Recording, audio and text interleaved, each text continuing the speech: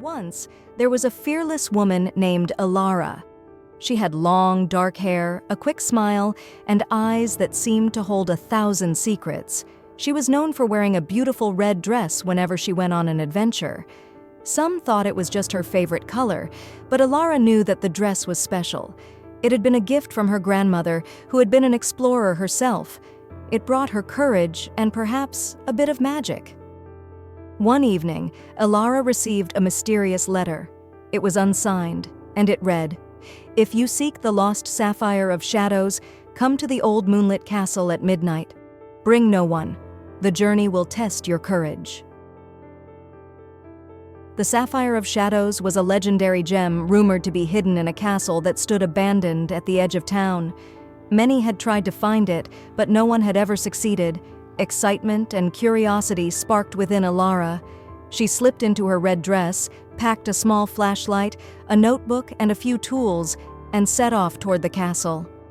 As she approached, the castle loomed tall and eerie in the moonlight. Vines snaked up its crumbling walls, and owls hooted from the towers. But Alara wasn't afraid. She was determined. She pushed open the heavy iron gates and stepped inside, her heels clicking softly against the stone floors as she ventured into the grand, empty hall. The letter had mentioned that the sapphire was hidden in the castle's room of mirrors, but there were no directions, and the castle was like a maze. Hallways twisted and turned, and strange faded paintings lined the walls. She saw portraits of nobles with intense gazes, almost as if they were warning her. But Alara pressed on, her red dress flowing behind her. As she explored, she finally stumbled upon a large, ornate door at the end of a dark corridor. The words, "Room of Mirrors," were engraved above it. She took a deep breath and entered. Inside, the room was filled with tall mirrors of all shapes and sizes. They reflected Alara from every angle, making her feel like she was surrounded by dozens of versions of herself, each in the same bold red dress. She looked around, searching for clues. There was something eerie about the reflections. It was as if her mirrored selves were watching her every move. Suddenly, she noticed something odd in one of the mirrors. In its reflection, she could see the faint outline of a door, but when she turned around, there was no door there. She slowly walked toward the mirror, reaching out to touch it. Her fingers met cold glass at first, but as she pushed harder, the mirror shifted, revealing a hidden passageway behind it. With a thrill of excitement, Alara stepped through the mirror and into a narrow, winding staircase that led down into the heart of the castle. She descended slowly, her footsteps echoing in the silence. The walls around her were covered with ancient carvings of stars, moons, and mystical creatures. At the bottom of the stairs, she entered a small, dimly lit room. In the center of the room was a stone pedestal, and on it sat the legendary Sapphire of Shadows. It was even more beautiful than she had imagined, a deep, rich blue with dark, swirling shadows within. She reached out, her hand trembling with excitement, and carefully picked up the gem.